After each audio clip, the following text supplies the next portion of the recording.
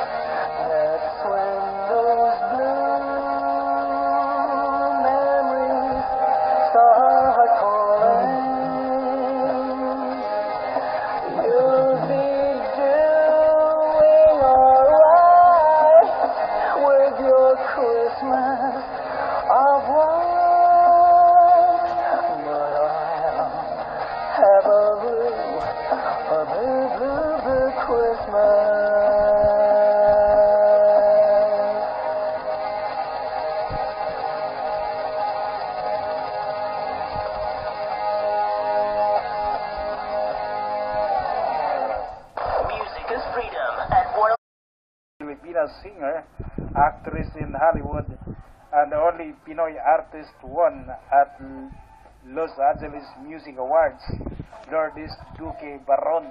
Okay, Lourdes Duque Baron. Ito po yung kanyang awitin, Blue Christmas by Lou. So siya siguro sa kanya to.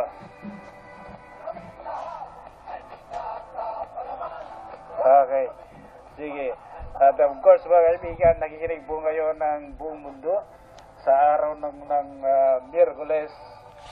Ako po ay nag-broadcast live dito sa California, USA. Of course, kasama natin ng buong pwersa ng Freedom Online Radio 104.1, simulcast with 104.1 Freedom FM. And of course, I would like to greet Rosemary Romero and all the teachers, Filipino teachers in Baltimore, Maryland, mga kaibigan.